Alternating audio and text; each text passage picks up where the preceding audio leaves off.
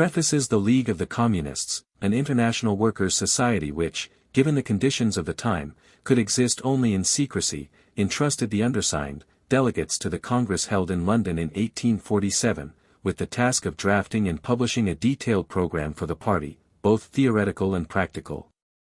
Such is the origin of this manifesto, whose manuscript was sent to London for printing a few weeks before the February Revolution. First published in German, it has appeared in that language in no fewer than 12 different editions in Germany, England, and America. It appeared in English in London in 1850, in the Red Republican, translated by Miss Helen Macfarlane, and in 1871 at least 3 different translations were made in America. It appeared in French in Paris some time before the June insurrection of 1848, and more recently in Le Socialiste of New York.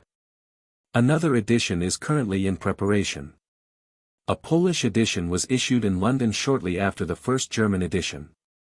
A Russian translation appeared in Geneva some years after 1860. It was also translated into Danish soon after its original publication. Although conditions have changed greatly during the past 25 years, the general principles set forth in this manifesto still retain, on the whole, their full accuracy. Certain points, however, should be revised. The manifesto itself explains that the application of its principles will always and in every case depend on the historical circumstances then existing, and therefore little importance should be attached to the revolutionary measures enumerated at the end of Chapter 2. This passage would today be written quite differently in more than one respect.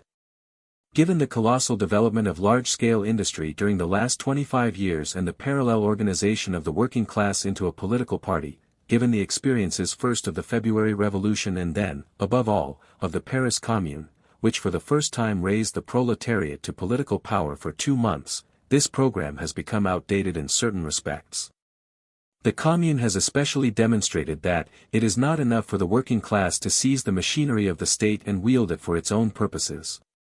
See the Civil War in France, the remarkable manifesto of the General Council of the International Workingmen's Association, where this idea is more fully developed. Furthermore, it is evident that the critique of socialist literature is now incomplete, since it extends only up to 1847, and likewise, although the observations made regarding the position of the Communists in relation to the various opposition parties, Chapter 4, are still correct in their general outlines, they have become outdated in detail, since the political situation has completely changed and historical development has caused the disappearance of most of the parties mentioned. Nevertheless, the manifesto remains a historical document which we have no right to alter. A later edition may perhaps be preceded by an introduction that could bridge the gap between 1847 and the present day. This current reprint has been completed too hastily to allow time for writing it. Karl Marx, Friedrich Engels, London, June 24, 1872. The Communist Manifesto. Unfortunately, I have to sign the preface to this edition alone.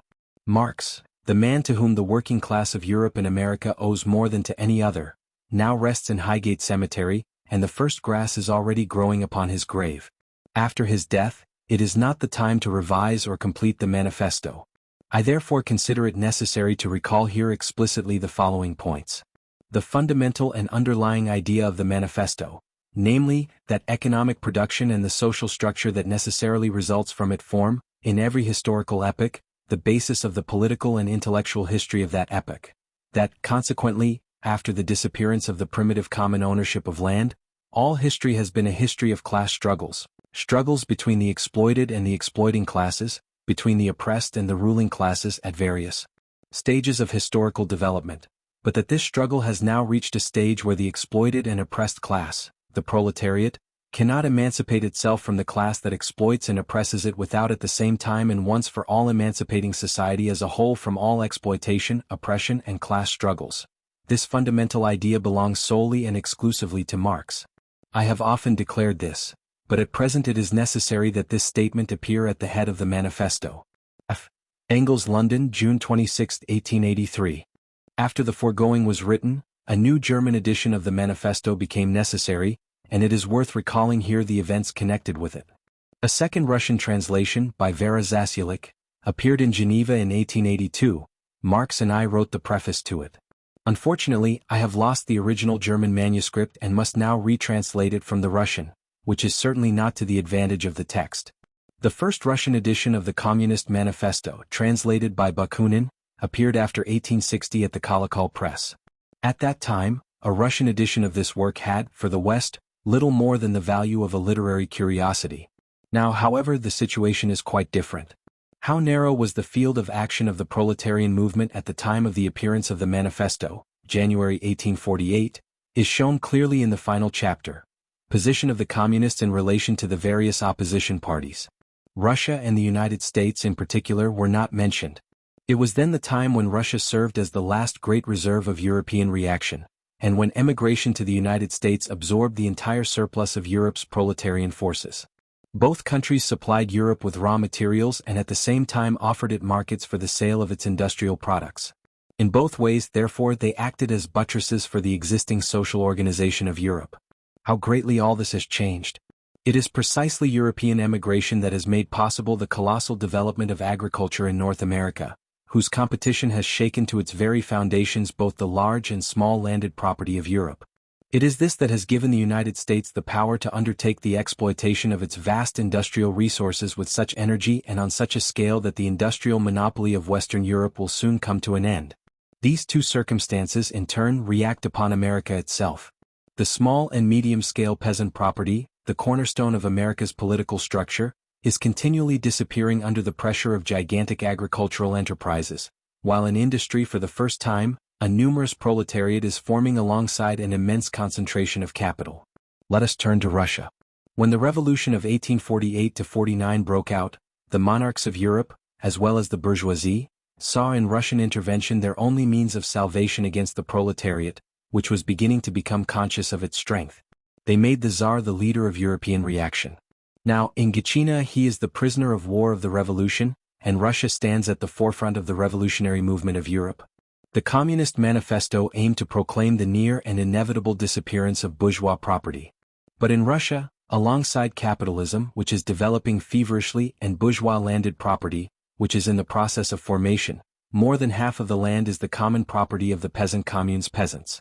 It was then a matter of determining whether the Russian rural community, already a much degenerated form of the primitive common ownership of the land, would directly pass into a higher, communist form of collective property, or whether it would have to undergo the same process of dissolution that has taken place in the historical development of the West. The only answer that can be given today is this. If the Russian Revolution becomes the signal for a workers' revolution in the West, and both complement one another, the present communal ownership of land in Russia may serve as the starting point for a communist revolution. London, January 21, 1882. Around that time, a new Polish translation appeared in Geneva under the title Manifest Kommunistyczny. Soon after, a Danish version was published in the Social Demokratisk Bibliothek, Copenhagen, 1885. Unfortunately, it was incomplete. Certain essential passages which seemed to have discouraged the translator were omitted. Here and there traces of carelessness are evident, all the more regrettable since, judging by the rest, the translation might have been excellent with just a bit more attention. In 1886, a new French translation appeared in Le Socialiste of Paris. So far, it is the best. Later that same year, a Spanish version was published, first in El Socialista and then as a pamphlet, Manifiesto del Partido Comunista, Madrid. As a curiosity, it may be mentioned that in 1887 a manuscript of an Armenian translation was offered to a publisher in Constantinople. The good man, however, did not have the courage to print a pamphlet bearing Marx's name, and thought it preferable for the translator to appear as the author, something the latter refused to do. Later, several American translations, more or less inaccurate, were reprinted in England, until finally in 1888 an authentic English version appeared.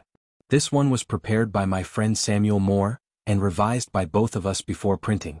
It bears the title, Manifesto of the Communist Party, London. Some notes from that English translation have been reproduced in the present edition. The manifesto has a life of its own. Received with enthusiasm at the moment of its appearance by the still small vanguard of scientific socialism, as evidenced by the translations mentioned in the first preface, it was soon relegated to oblivion by the reaction that followed the defeat of the Parisian workers in June 1848 and was outlawed, by decree after the conviction of the Cologne Communists in November 1852. Like the workers' movement that began with the February Revolution, the manifesto also disappeared from the political stage. When the European working class had regained sufficient strength for a new assault upon the power of the ruling classes, the International Working Men's Association was born. Its goal was to unite the entire working class of Europe and America into one vast army. It could not, therefore, be based directly upon the principles set forth in the manifesto. It needed a program broad enough not to exclude the English trade unions, the French, Belgian, Italian, and Spanish Proudhonists, or the German Lassalleans. This program, the preamble to the Statutes of the International, was drafted by Marx with such mastery that even Bakunin and the anarchists recognized it. For the ultimate victory of the principles expressed in the manifesto, Marx relied solely upon the intellectual development of the working class, which was bound to result from unity in action and in discussion. The events and vicissitudes of the struggle against capital, defeats even more than victories, could not fail to bring home to the combatants the inadequacy of all their panaceas and make them capable of grasping the real conditions of the workers' emancipation. Marx was right. The working class of 1874, after the dissolution of the International, was very different from that of 1864, when it was founded. The Proudhonism of the Latin countries and the Lassallean doctrines in Germany were dying out, and even the English trade unions, once ultra-conservative, were gradually approaching the point at which the president of the Swansea Congress in 1887 could declare on their behalf, "Continental socialism has ceased to be a bogey to us." But continental socialism by 1887 was almost identical with the theory laid down in the manifesto. Thus, the history of the Communist Manifesto reflects, to a certain extent, the history of the modern workers' movement since 1848. Today, it is undoubtedly the most widespread, the most international work in all socialist literature, the common program of millions of workers in every country from Siberia to California. And yet, when it first appeared, we could not title it the Socialist Manifesto. In 1847, the term socialist was understood to encompass two types of people. On the one hand, the followers of various utopian systems, especially the Owenites in England and the Fourierists in France, who were by then nothing more than dying sections. On the other hand, the numerous quacks who sought, through their various panaceas and all sorts of patchwork schemes, to eliminate social misery without touching capital and interest. In both cases, these were agents living outside the workers' movement, seeking support mainly among the educated classes. By contrast, that portion of the working class which, convinced of the insufficiency of mere political reforms, wanted a fundamental transformation of society, was then called communist. It was a barely developed communism, very instinctive, sometimes somewhat crude, yet it was strong enough to give rise to two communist systems. In France, Cabot's Icaria, and in Germany, Weitling's system. Socialism in 1847 represented a bourgeois movement, communism, a workers' movement. Socialism was, at least on the continent, a worldly pastime. Communism was something else. And since we clearly held at the time that the emancipation of the working class must be the work of the working class itself, we could not hesitate for a moment about the designation we would choose. Afterwards, it never occurred to us to change it. Workers of the world, unite. Only a few voices responded when we launched these words into the world 42 years ago, on the eve of the First Parisian Revolution, in which the proletariat rose in the name of its own claims. But on September 28, 1864, the proletarians of most countries in Western Europe gathered in the International Working Men's Association, of glorious memory. The International lasted only 9 years, yet the ties it established among the proletarians of all countries still endure, and there is no better proof than the demonstration of today. At the moment I write these lines, the proletariat of Europe and America is reviewing its forces, mobilized for the first time in a single army, under the same banner, and for an immediate objective, the legal establishment of the 8-hour workday, already proclaimed in 1866 by the International Congress in Geneva and reaffirmed by the Workers' Congress in Paris in 1889. Today's spectacle will demonstrate to the capitalists and landowners of all nations that, indeed, the proletarians of all countries are united. If only Marx were by my side to see it with his own eyes. F. Engels, London, May 1, 1890. Manifiesto un fantasma recor Europa. El fantasma del comunismo. Todas las potencias de la vieja Europa se han unido en una santa alianza para correr ese fantasma. El Papa y el Zar Metternich y Guizot, los radicals de Francia y los palizantes de Alemania. ¿Qué oposición no ha sido acusada de comunismo por sus adversarios en el poder? ¿Qué oposición a su vez no ha lanzado a sus adversarios de derecha o izquierda el epíteto zahiriente comunista? De aquí resulta una doble enseñanza. El degree el comunismo está reconocido como una fuerza por todas las potencias de Europa.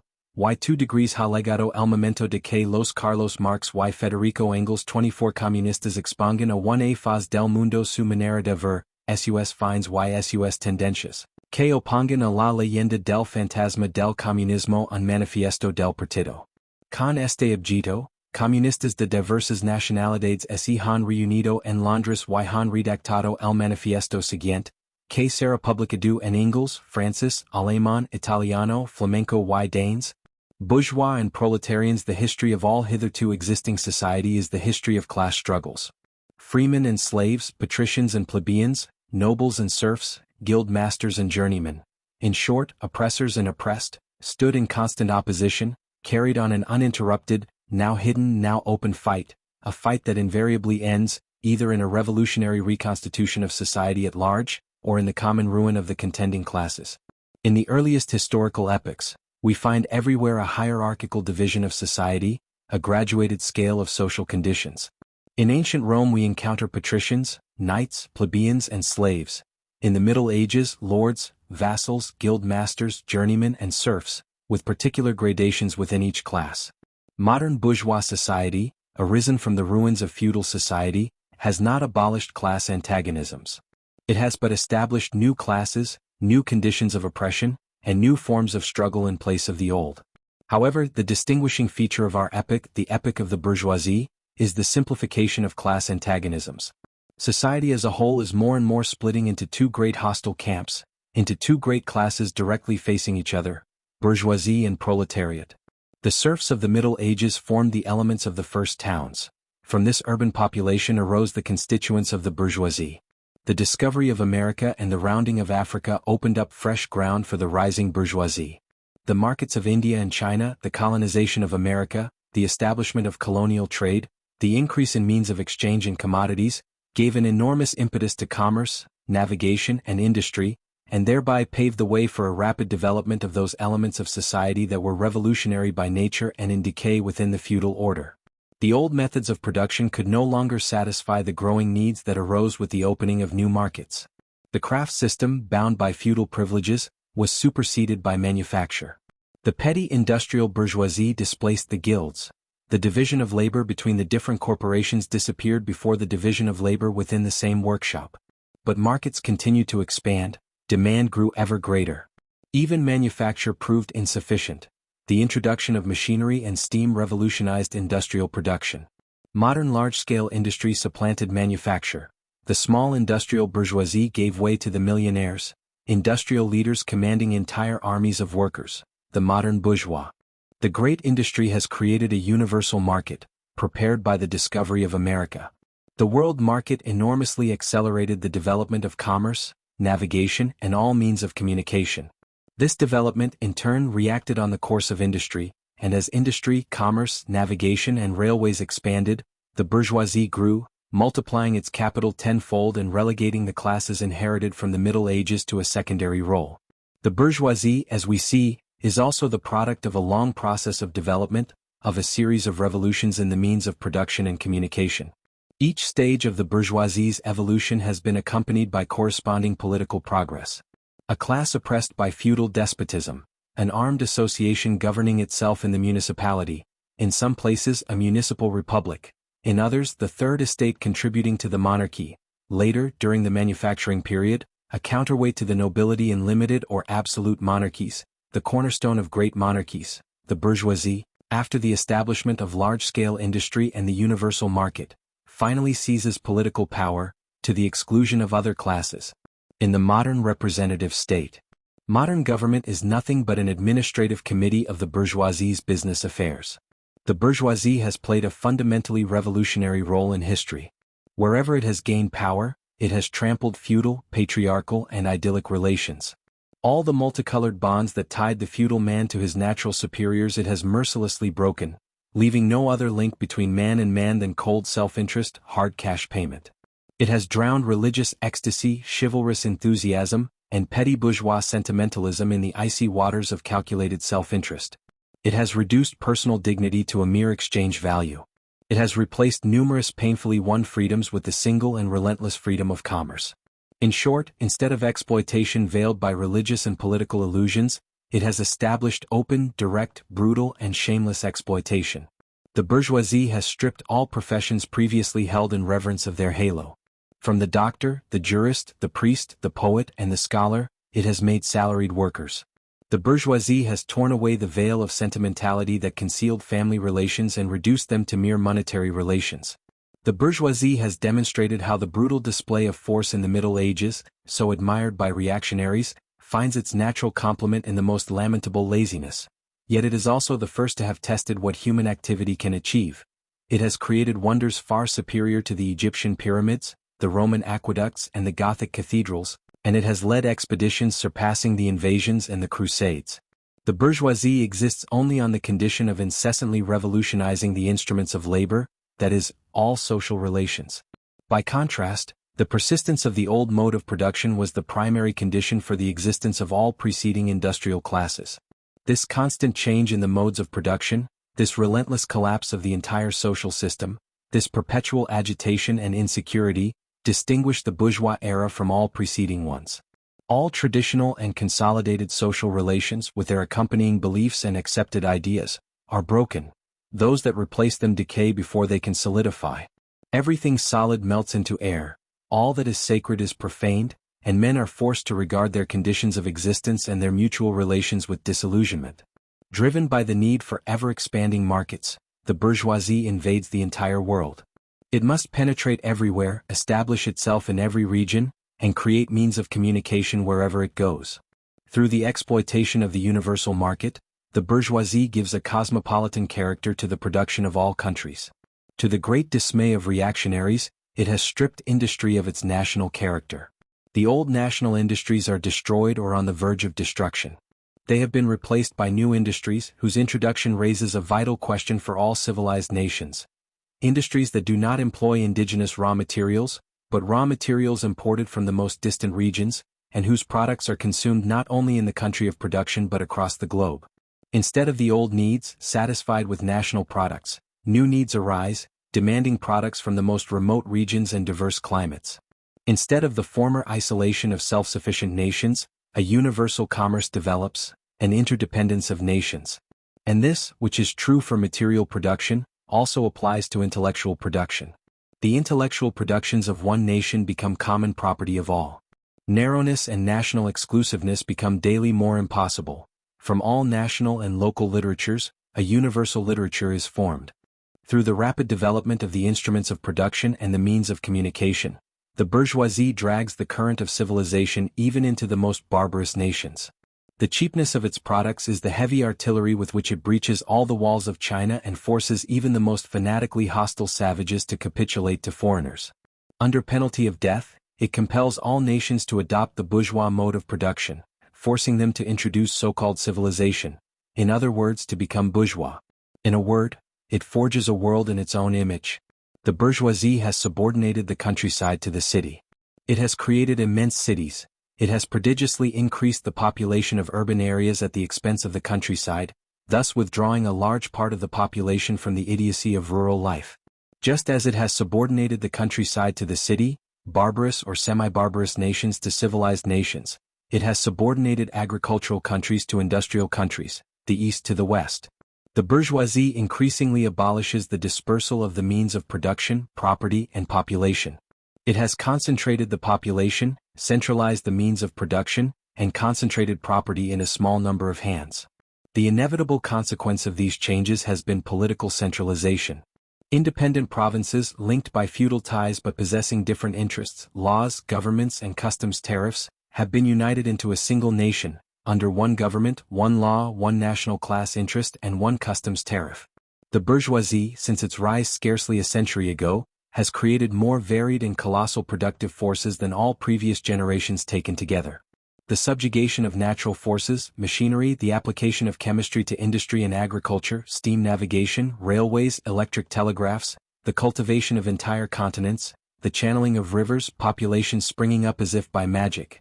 What previous century had suspected that such productive forces were sleeping in the womb of social labor? Here then is what we have seen.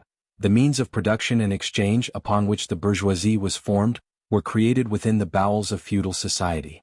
At a certain stage of development of these means of production and exchange, the conditions under which feudal society produced and exchanged, the entire feudal organization of industry and manufacture, in a word, the feudal relations of property, ceased to correspond to the new productive forces. They hindered production instead of accelerating it. They were transformed into so many chains. It was necessary to break those chains, and they were broken. In their place, free competition was established, with a corresponding social and political constitution, and with the economic and political domination of the bourgeois class. Before our eyes, a similar movement is occurring. The bourgeois conditions of production and exchange, the bourgeois regime of property, this entire modern bourgeois society, which has brought forth such powerful means of production and exchange, resembles a magician who does not know how to control the infernal powers he has summoned. After a few decades, the history of industry and commerce becomes nothing more than the history of the rebellion of productive forces against the property relations that condition the existence of the bourgeoisie and its domination. It is enough to mention the commercial crises, which, by their periodic recurrence, increasingly call into question the very existence of bourgeois society. Each crisis regularly destroys, not only a mass of already created products, but even more, a large part of the productive forces themselves. An epidemic that in any other era would have seemed a paradox spreads across society, the epidemic of overproduction. Society is suddenly thrown back into a momentary state of barbarism. It seems as if hunger or a war of extermination deprives it of all means of subsistence. Industry and commerce appear annihilated. And why? Because society has too much civilization, too many means of subsistence, too much industry, too much commerce. The productive forces it possesses no longer serve the development of bourgeois property. On the contrary, they have become so powerful that they constitute, in fact, an obstacle. And whenever the social productive forces overcome this obstacle, they throw the entire society into disorder and threaten the existence of bourgeois property. The bourgeois system proves too narrow to contain the wealth it has created within itself. How does the bourgeoisie overcome these crises? On one hand, through the violent destruction of a mass of productive forces. On the other, through the conquest of new markets and the more intensive exploitation of the old. Where does this lead? To preparing even more general and formidable crises, and to reducing the means of preventing them. The very weapons the bourgeoisie used to overthrow feudalism now turn against it. But the bourgeoisie has not only forged the weapons that will bring about its death, it has also produced the men who wield these weapons, the modern workers, the proletarians.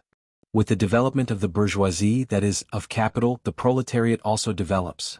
The class of modern workers who live only on the condition of finding work, and who do not find it unless their labor increases capital. These workers, forced to sell themselves daily, are a commodity like any other article of trade. Consequently, they suffer all the vicissitudes of competition, all the fluctuations of the market. The introduction of machines and the division of labor, stripping the worker's labor of all individual character, has made it completely unappealing. The producer becomes a mere appendage of the machine. Only the simplest, most monotonous and quickest operations are demanded from him. Consequently, what the worker earns today is reduced, more or less, to the means necessary to sustain himself and perpetuate his species.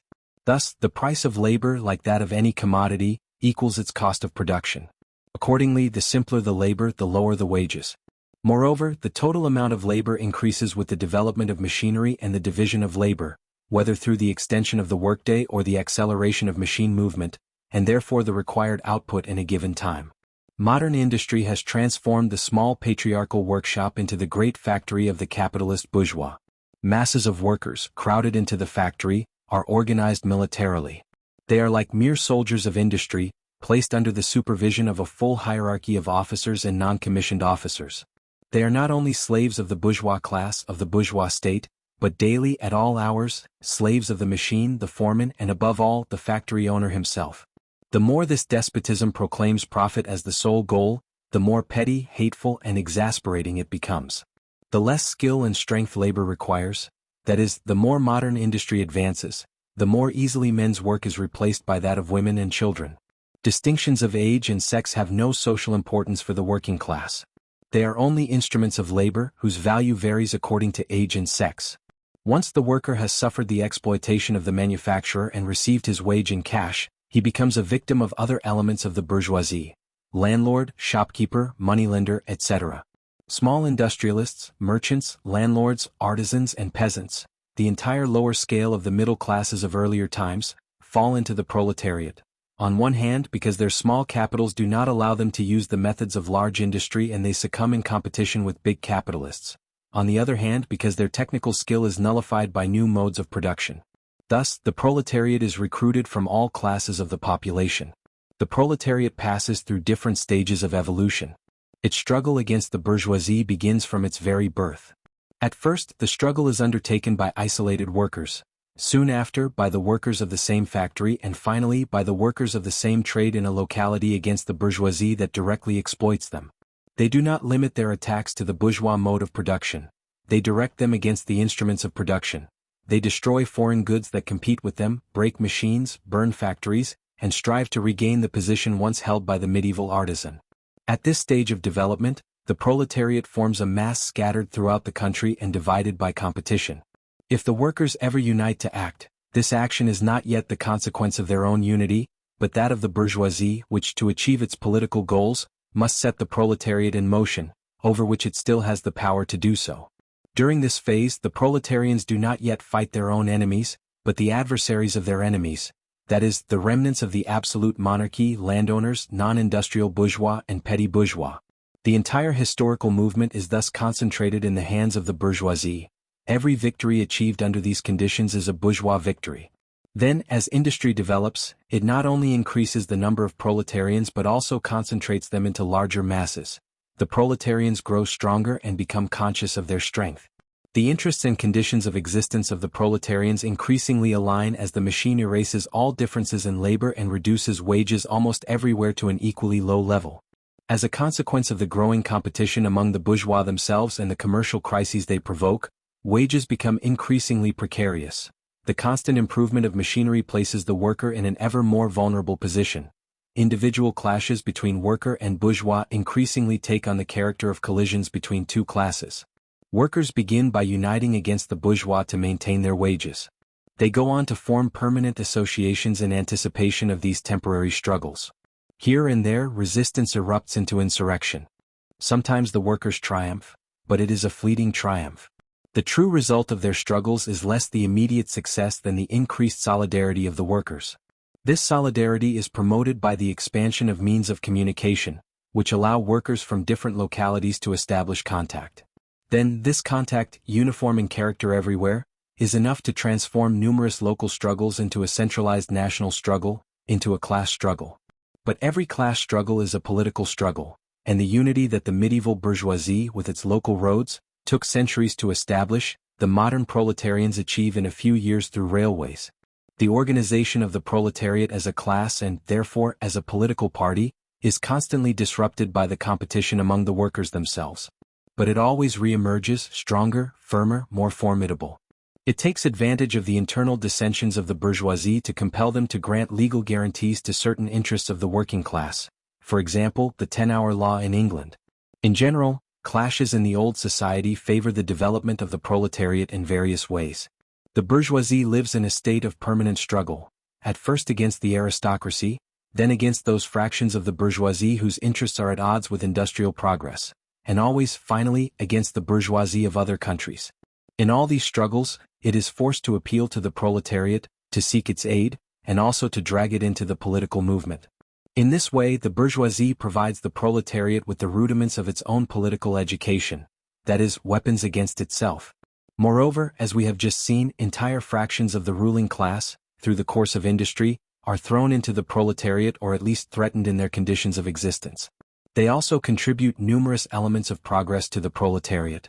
Finally, when the class struggle approaches its decisive moment, the process of dissolution of the ruling class, of the old society, takes on such a violent and harsh character that a small fraction of that class separates and joins the revolutionary class, the class that carries the future within it.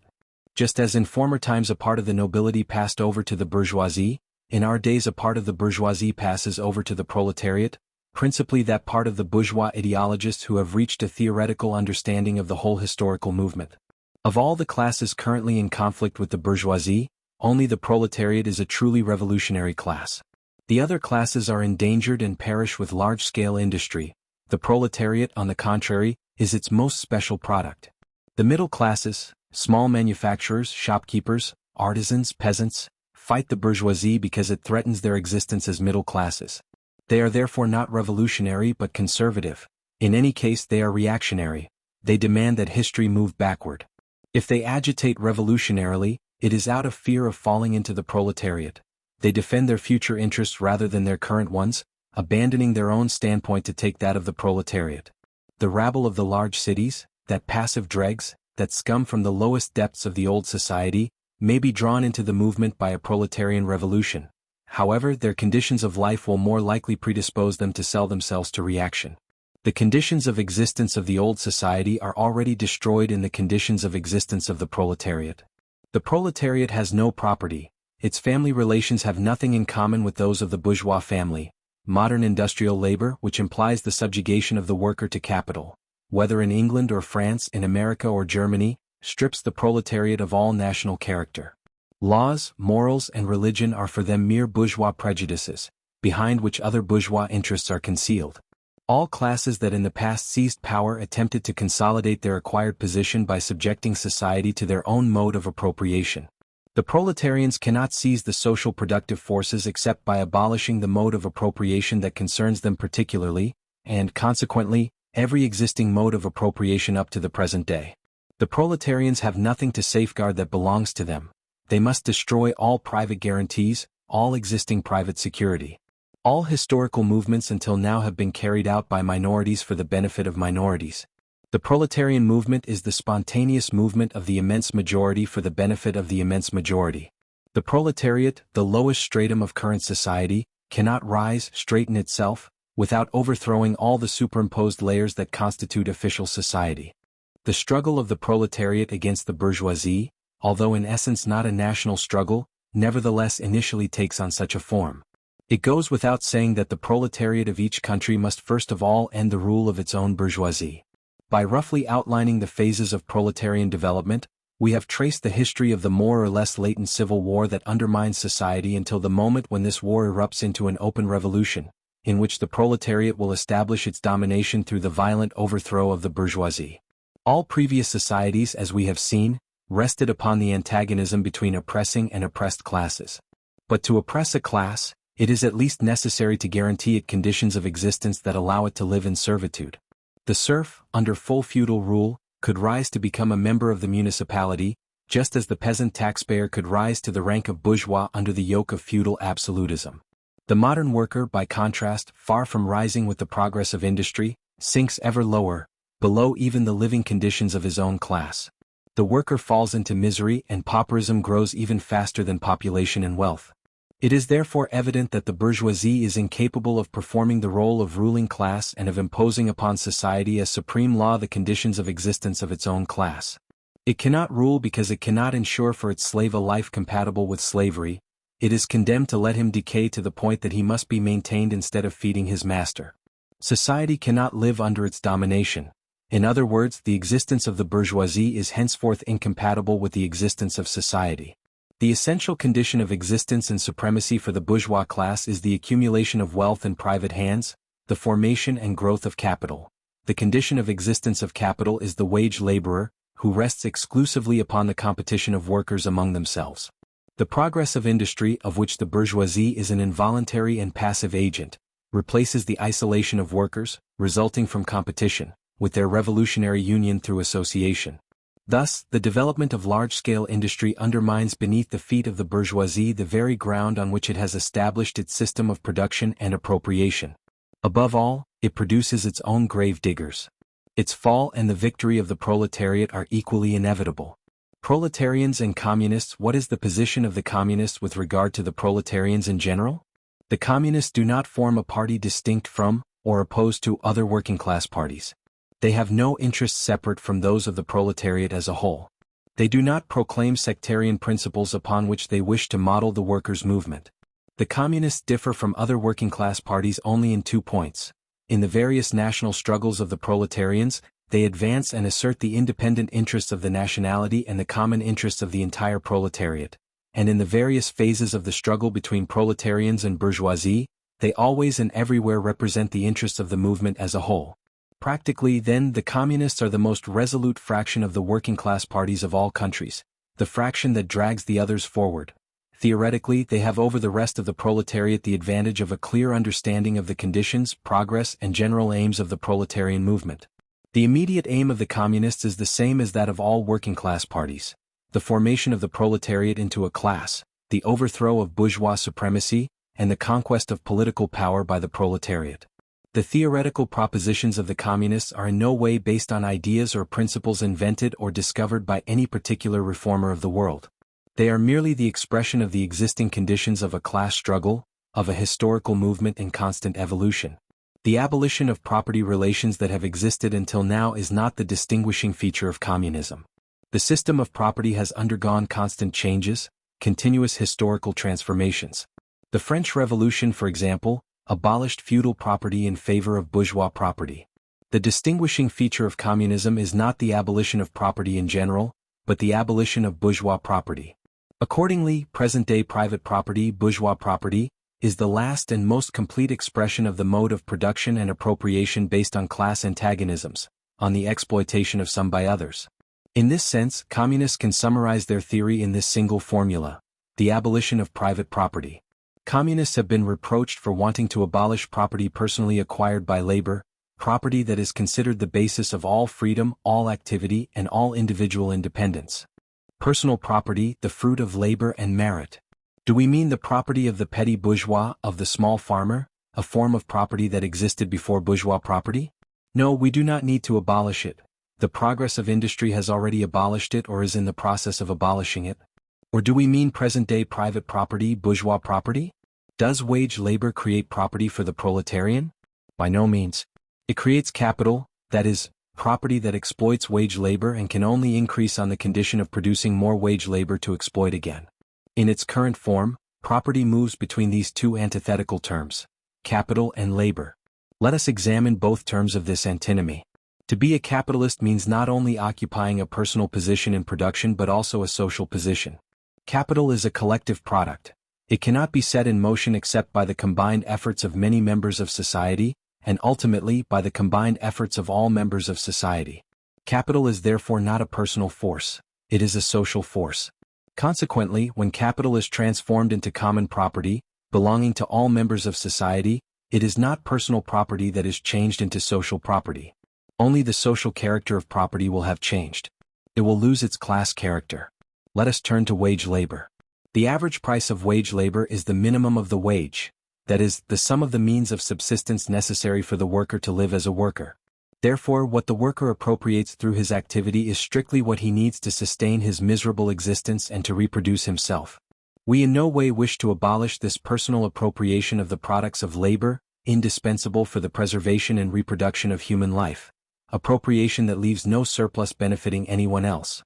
What we aim to eliminate is that wretched mode of appropriation that makes the worker live only to increase capital and to live only as long as the interests of the ruling class demand it. In bourgeois society, living labor is nothing but a means to increase accumulated labor. In communist society, accumulated labor is nothing but a means to prolong, enrich, and beautify the existence of the workers. In bourgeois society, the past dominates the present. In communist society, the present dominates the past. In bourgeois society, capital is independent and personal, while the individual who works is subordinated and deprived of personality. And it is the abolition of this state of affairs that the bourgeoisie considers the abolition of individuality and freedom. Justly so. For it is indeed a question of abolishing bourgeois individuality, independence, and freedom. By freedom, in the current conditions of bourgeois production, one means the freedom of trade, the freedom to buy and to sell. But if commerce disappears, free trade disappears as well. Beyond this, all the talk about free exchange, like all the liberal boasting of our bourgeois, only makes sense in contrast with restricted trade, with the bourgeois subjugated in the Middle Ages. It has no meaning when it comes to the abolition by communism of trade, of bourgeois production relations, and of the bourgeoisie itself. You are appalled because we want to abolish private property. But in your society, private property is already abolished for 9/10 of its members. Precisely because it does not exist for these 9/10, it exists for you. You therefore reproach us for wanting to abolish a form of property that can exist only on the condition of depriving the immense majority of all property. In a word, you accuse us of wanting to abolish your property. Indeed, that is what we do want. From the point at which labor can no longer be converted into capital, into money, into rent. In short, into social power that can be monopolized, that is, from the moment when individual property cannot be transformed into bourgeois property, you declare that the individual is abolished. You therefore recognize that when you speak of the individual, you mean only the bourgeois, the property owner. And this individual certainly must be abolished. Communism does not take away from anyone the faculty to appropriate the products of society, it only removes the power to subjugate the labor of another through this appropriation. It has also been objected that with the abolition of private property all activity would cease, and a general laziness would seize the world. If that were so, bourgeois society would long ago have succumbed to idleness, since those who work do not gain and those who gain do not work. The entire objection reduces to this tautology: there is no wage labor where there is no capital. The accusations directed against the communist mode of production and appropriation of material products have been made equally with respect to the production and appropriation of intellectual labor. Just as for the bourgeois the disappearance of class property is equivalent to the disappearance of all production, the disappearance of class culture means, for him, the disappearance of all culture. The culture whose loss he deplores is not for the vast majority, but rather the adaptation to the role of a machine. But do not argue with us while you apply to the abolition of bourgeois property the stamp of your bourgeois notions of freedom, culture, law, etc. Your very ideas are products of bourgeois relations of production and property, just as your law is nothing but the will of your class erected into law, a will whose content is determined by the material conditions of existence of your class. The self-serving conception that has led you to erect as eternal laws of nature and reason the social relations derived from your mode of production and property, relations that are transitory, arising and disappearing in the course of the evolution of production.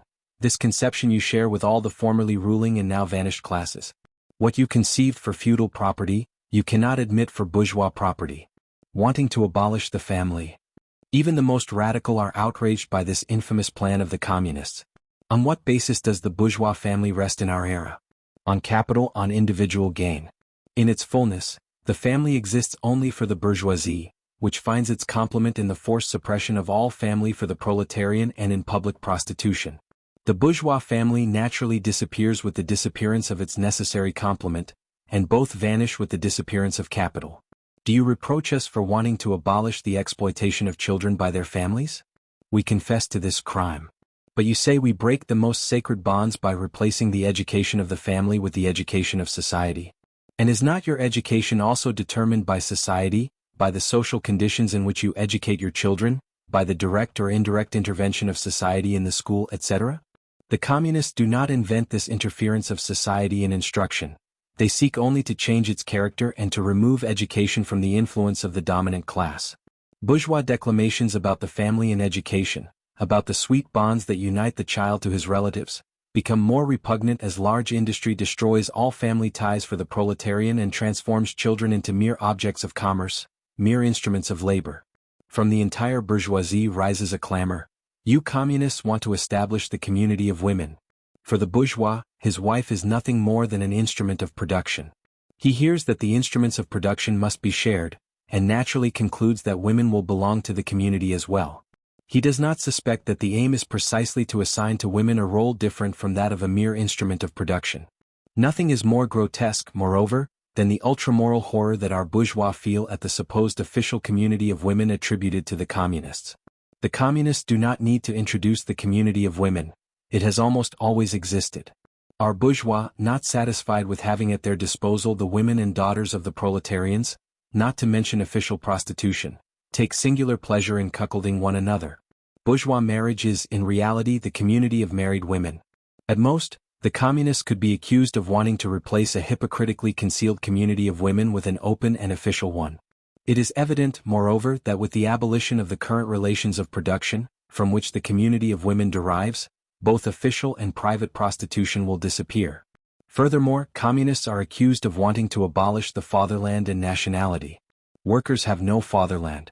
You cannot take from them what they do not possess. Since the proletariat of each country must first conquer political power, establish itself as a nationally ruling class, and constitute itself as a nation, it is still national, though in no way in the bourgeois sense. National boundaries and antagonisms between peoples disappear day by day with the development of the bourgeoisie, freedom of commerce, and the universal market, along with the uniformity of industrial production and the conditions of existence that accompany it. The advent of the proletariat will make them disappear even faster. The common action of the different proletariats, at least in civilized countries, is one of the first conditions of their emancipation. Abolish the exploitation of man by man, and you will have abolished the exploitation of one nation by another. At the same time that class antagonisms within nations disappear, hostility from nation to nation will vanish. As for the accusations directed against communism in the name of religion, philosophy, or ideology in general, they do not deserve deep examination. Is great insight necessary to understand that human knowledge, notions, and conceptions, in a word, human consciousness, change with every alteration in social relations and collective existence? What does the history of thought demonstrate, if not that intellectual production transforms with material production? The dominant ideas in any epoch have never been anything other than the ideas of the ruling class. When one speaks of ideas that totally revolutionize a society, one merely states the fact that, within the old society, the elements of a new one have been formed, and that the dissolution of old ideas goes hand in hand with the dissolution of old social relations. When the old world was declining, the old religions were defeated by the Christian religion. When, in the 18th century, Christian ideas gave way to philosophical ideas, feudal society was fighting its last battle with the bourgeoisie, then revolutionary. Ideas of religious freedom and freedom of conscience did nothing more than proclaim the reign of free competition in the domain of knowledge. Undoubtedly, we will be told that religious, moral, philosophical, political, and legal ideas have changed over the course of historical development. But religion, morality, philosophy, politics, and law persist through these transformations. Moreover, there are eternal truths such as liberty, justice, etc., which are common to all social conditions. Therefore, if communism were to abolish these eternal truths, it would abolish religion and morality instead of giving them a new form, and that would contradict all previous historical development. What does this objection really amount to? The history of every society can be summarized as the development of class antagonisms that have taken different forms in different epochs. But whatever form these antagonisms have taken, the exploitation of one part of society by another is a fact common to all previous centuries. Consequently, it is not surprising that the social consciousness of all ages, despite every divergence and diversity, has always moved within certain common forms of consciousness that will not be completely dissolved until the final disappearance of class antagonisms. The communist revolution is the most radical rupture with traditional property relations. It is not surprising that, in the course of its development, it breaks most radically with traditional ideas. But let us leave aside the objections made by the bourgeoisie against communism. As we have seen above, the first stage of the workers' revolution is the constitution of the proletariat as the ruling class, the conquest of political power through democracy. The proletariat will use its political supremacy to gradually wrest all capital from the bourgeoisie, to centralize all the means of production in the hands of the state, that is, the proletariat organized as the ruling class, and to rapidly increase the amount of productive forces. This, naturally, can at first only be accomplished by a despotic violation of property rights and bourgeois relations of production, that is, by adopting measures which, from an economic point of view, will seem insufficient and unsustainable, but which, in the course of the movement, will be surpassed, and which are indispensable as a means to completely overturn production. These measures, be it understood, will differ greatly in various countries. Nevertheless, in the most advanced countries, the following measures can be put into practice. 1 degree expropriation of all landed property and application of the rent to state expenses. 2 degrees heavily progressive tax. 3 degrees abolition of inheritance. 4 degrees confiscation of the property of emigrants and rebels. 5 degrees centralization of credit in the hands of the state through a national bank with state capital and exclusive monopoly. 6 degrees centralization in the hands of the state of all means of communication and transport. 7 degrees extension of factories and instruments of production, cultivation of wastelands, and improvement of the soil generally in accordance with a national plan. 8 degrees mandatory labor for all, establishment of industrial armies, especially for agriculture. 9 degrees combination of agriculture with manufacturing industries, gradual abolition of the distinction between town and country, and 10 degrees free education for all children in public schools, abolition of children's factory labor as currently practiced, combination of education with industrial production, etc. Once class antagonisms have disappeared in the course of development, and all production is concentrated in the hands of the associated individuals, the public power will lose its political character. Properly speaking, public power is the organized power of one class to oppress the others. If the proletariat, in its struggle against the bourgeoisie, firmly constitutes itself as a class, if it rises by revolution as the ruling class and, as the ruling class, violently destroys the old relations of production, it simultaneously destroys, along with these relations of production, the conditions for the existence of class antagonisms, destroys classes in general, and thus its own domination as a class. In place of the old bourgeois society with its classes and class antagonisms, there will emerge an association in which the free development of each individual is the condition for the free development of all. Socialist and Communist literature I. Reactionary socialism A. Feudal socialism. Because of their historical position, the French and English aristocracies were compelled to issue pamphlets against bourgeois society. In the French Revolution of 1830 and in the English reformist movement, they had once again succumbed to the blows of the hated newcomer. For them, a serious political struggle was no longer possible. They had only the literary struggle left. Even in the literary field, the old phraseology of the Restoration had become inapplicable. To gain sympathy, the aristocracy had to pretend to overlook its own interests and present its indictment against the bourgeoisie solely in the interest of the exploited working class. In this way they indulged in composing satirical songs about their new master and whispering prophecies of disaster into their ears. Thus arose feudal socialism, a mixture of lamentations and jokes, echoes of the past and forebodings of the future. Even if its biting and witty critique occasionally strikes the bourgeoisie at the heart, its complete inability to understand the course of modern history always ends in ridicule. Brandishing a flag, these gentlemen hoisted the beggar's satchel to attract the people. But when the people came, they noticed that the back was adorned with the old feudal coat of arms and dispersed amid loud and irreverent laughter. Moreover, it is not so much the creation of a proletariat which they accuse the bourgeoisie of as a crime, but the creation of a revolutionary proletariat. In the political struggle they take an active part in all measures of repression against the working class. And in their ordinary life, despite their inflated rhetoric, they know how to humble themselves to gather the golden fruits from the tree of industry and exchange honor, love and fidelity for wool, beet sugar and spirits. Just as the priest and the feudal lord always went hand in hand, clerical socialism marches together with feudal socialism. Nothing is easier than to cover Christian asceticism with a veneer of socialism. Did it not also rise against private property, marriage, and the state? And in its place, did it not preach charity and renunciation, celibacy and mortification of the flesh, the monastic life and the church? Christian socialism is nothing but the holy water with which the cleric consecrates the spite of the aristocracy. B. Small bourgeois socialism. The feudal aristocracy is not the only class ruined by the bourgeoisie. It is not the only class whose conditions of existence are weakened and expire in modern bourgeois society. The petty bourgeois and small farmers of the Middle Ages were the precursors of the modern bourgeoisie. In countries where commerce and industry are little developed, this class continues to survive alongside the flourishing bourgeoisie. In countries where modern civilization spreads, a new class of petty bourgeois has formed, oscillating between the proletariat and the bourgeoisie. Part of the complementary structure of bourgeois society, it constantly reconstitutes itself. Yet the individuals who compose it are continuously precipitated into the proletariat because of competition. Furthermore, with the progressive development of large-scale industry, the moment approaches when they will completely disappear as an independent fraction of modern society and will be replaced in trade, manufacturing and agriculture by overseers and servants.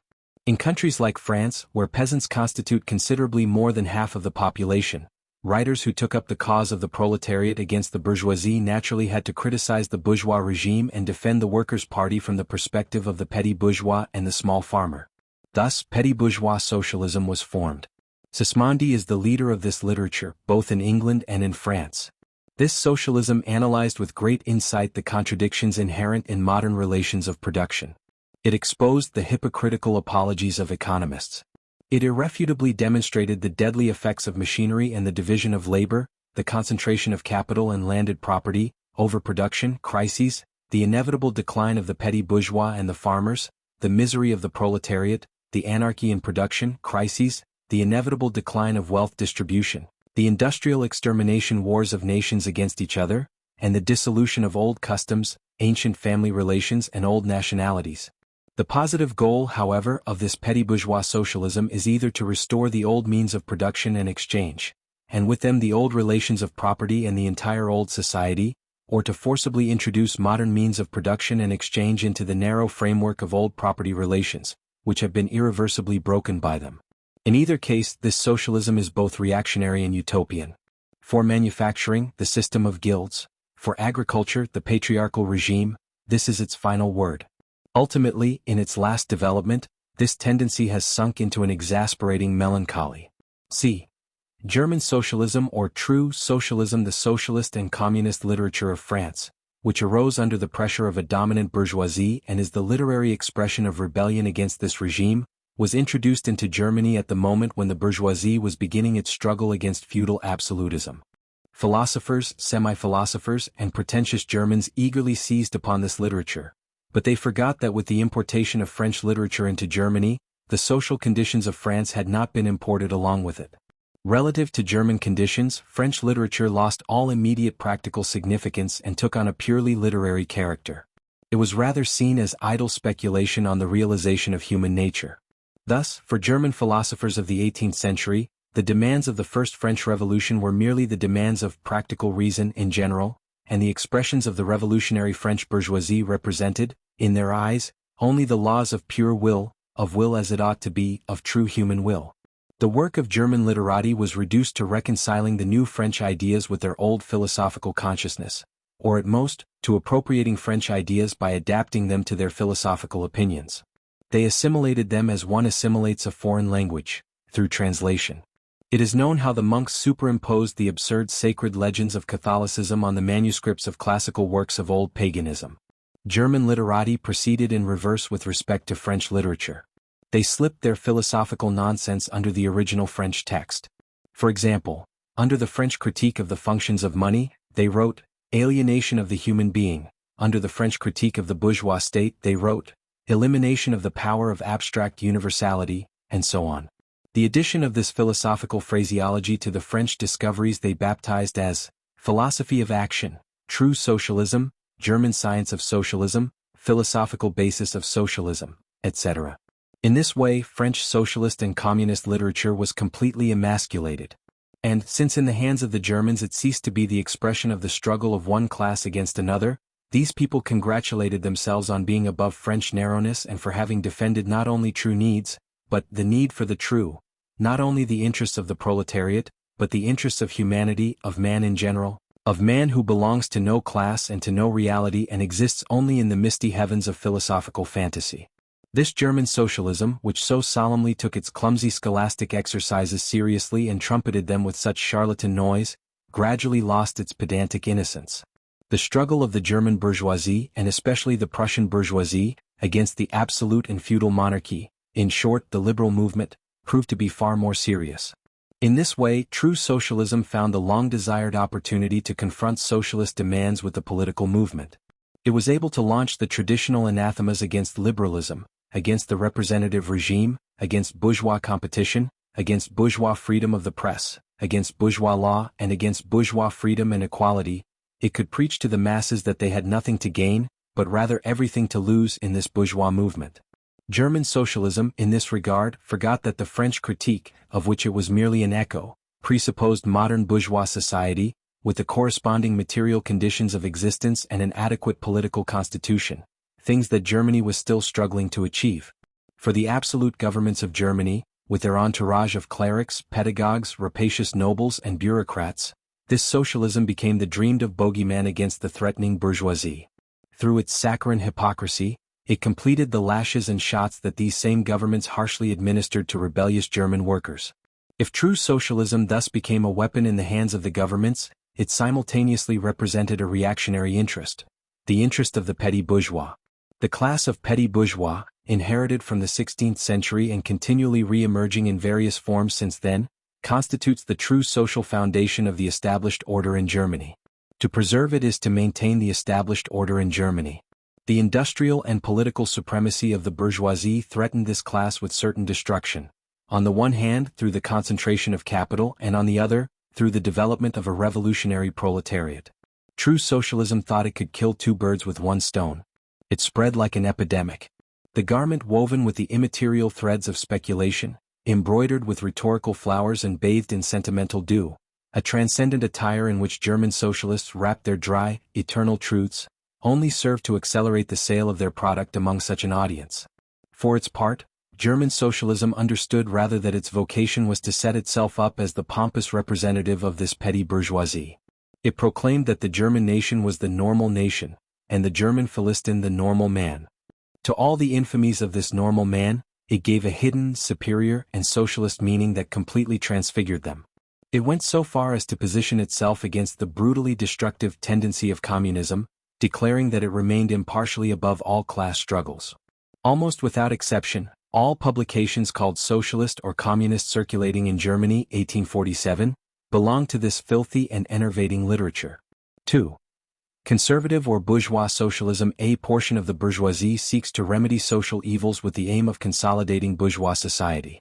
In this category are placed economists, philanthropists, humanitarians, improvers of the lot of the working class, organizers of charity, animal protectors, founders of temperance societies, and reformers of all kinds.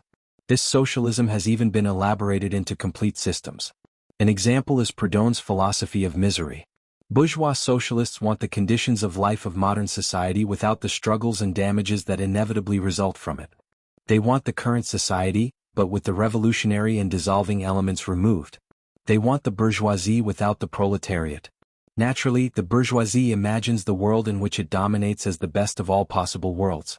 Bourgeois socialism more or less systematically develops this comforting representation.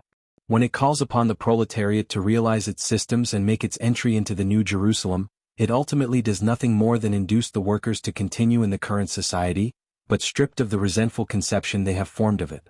Another form of socialism, less systematic but more practical, attempts to divert workers from any revolutionary movement, showing them that it is not this or that political change that will benefit them, but only a transformation of the relations of material life and economic conditions. It should be noted that by transformation of the relations of material life, this socialism does not in any way mean the abolition of bourgeois relations of production, but only administrative reforms carried out on the very basis of bourgeois production, which therefore do not affect the relations between capital and wage labor, and at most will only reduce expenses and simplify the administrative work of the bourgeois government. Bourgeois socialism only reaches its proper expression when it becomes a simple rhetorical figure. Free trade in the interest of the working class. Protective rights in the interest of the working class. Cellular prisons in the interest of the working class. Here is the last word of bourgeois socialism, the only one it has seriously uttered. Because bourgeois socialism is completely summed up in this assertion. The bourgeois are bourgeois in the interest of the working class. 3. Critic utopian socialism and communism. This is not about the literature that, in all the great modern revolutions, formulated the demands of the proletariat, the writings of Babeuf, etc. The first direct attempts by the proletariat to assert its own class interests, made during periods of general upheaval, in the era of the collapse of feudal society, necessarily failed, both due to the embryonic state of the proletariat itself and the absence of the material conditions for its emancipation. Conditions that could only be produced after the advent of the bourgeoisie. The revolutionary literature accompanying these first movements of the proletariat necessarily has a reactionary content. It advocates general asceticism and crude egalitarianism. The proper socialist and communist systems, the systems of Saint-Simon, Fourier, Owen, etc., appeared in the first period of the struggle between the proletariat and the bourgeoisie, a period described previously, see bourgeois and proletarians. The inventors of these systems recognized the antagonism of classes, as well as the action of the dissolving elements within the dominant society. But they do not perceive in the proletariat any historical independence, nor any political movement proper to it.